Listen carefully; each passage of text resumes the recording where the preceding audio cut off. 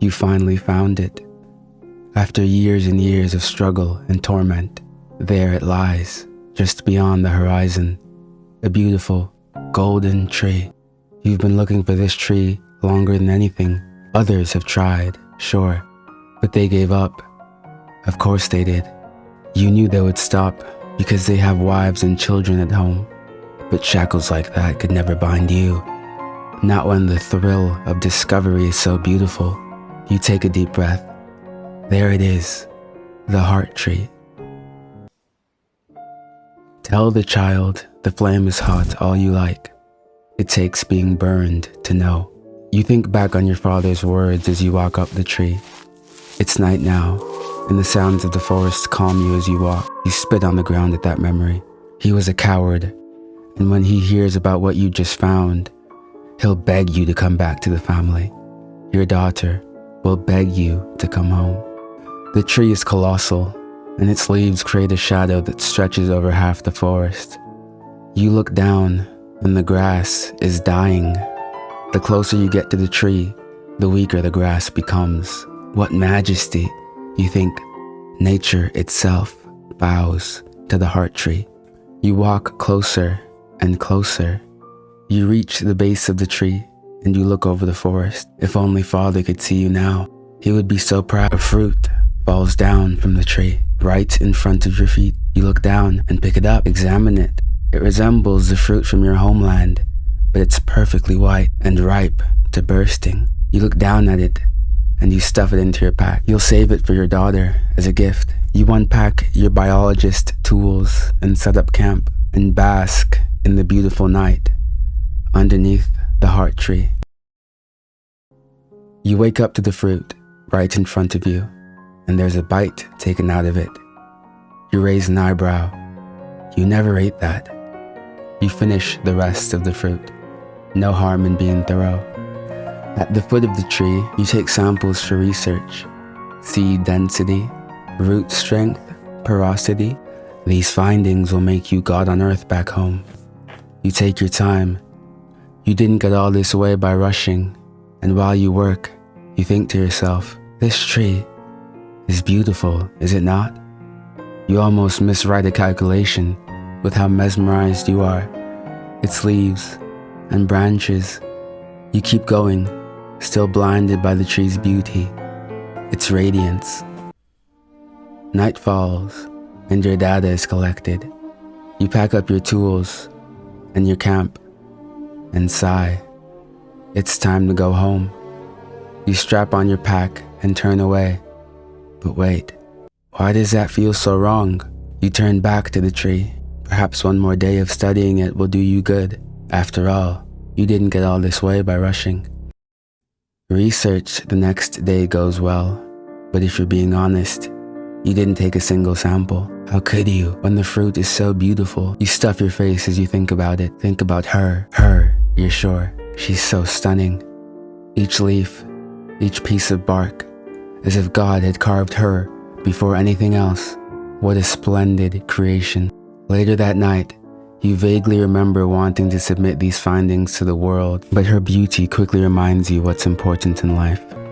Her. You eat her fruit in the mornings, watch her, eat her fruit in the afternoon, embrace her, eat her fruit in the night, adorn her, compliment her, eat, regard her, eat, praise, honor, exalt, glory, love. She's all that is, all that ever has been.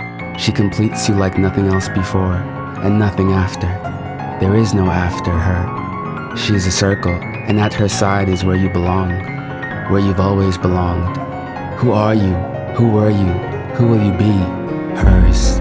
Men and women find her and try to take her from you, but she gives you strength and the courage to make her yours, and yours alone. Your heart beats with her power. You make quick work of them. Some of them start to write in the grass as they die, letters.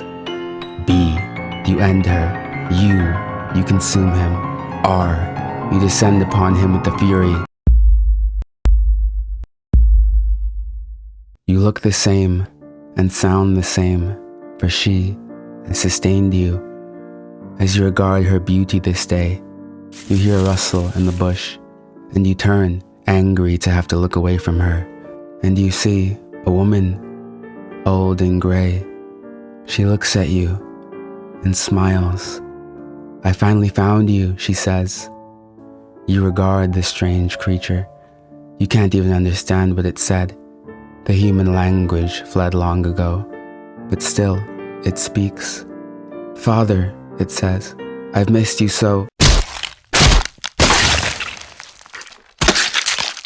She drops to the ground, and you turn back to your lover and apologize for looking away. Then you hear sound, and you turn back and see that this strange creature who interrupted you is squirming on the ground, writing something into the grass with her hand.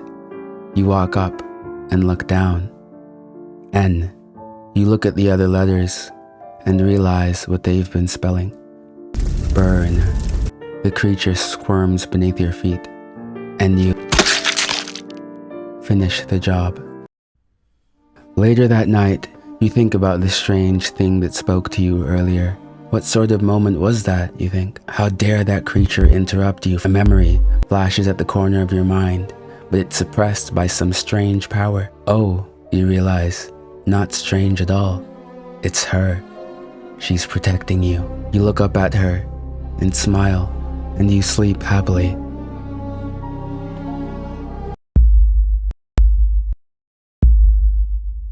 The forest around you is burnt ash, but she is as stunning as ever, thanks to your vigilance. You walk among the millions of corpses that lie around her. They all tried to take her from you. You are all that she needs. Your head twists up as you hear bushes rustle. An old man. You regard him curiously. In his eyes is not the flame of discovery and thievery that the others had. It is pity. He looks to you, and then the tree, and then the ground, and the letters that are still drawn on the barren grass.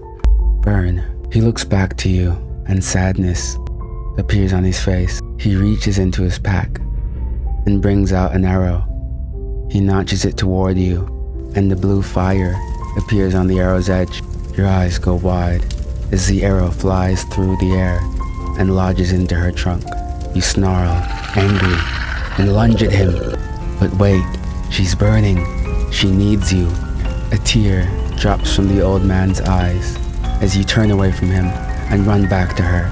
You hug her bark, embracing her as much as you can, even when she gets warmer, then hot, then scolding.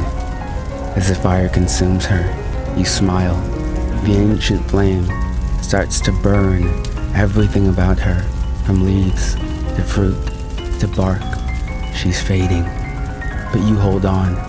She needs you, now more than ever, and as always, you're here for her. Your skin peels off in the heat, and your eyes sear black. In the back of your vision, you see the old man watching you, crying. Why cry, you wonder, toward a love so infinite?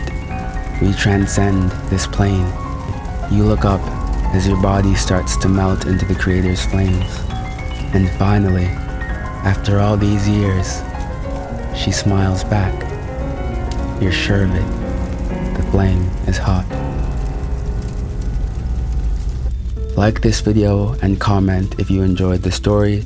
Also, I started a Patreon recently, so if you'd like to read my scripts or support me in any way, that would be very much appreciated.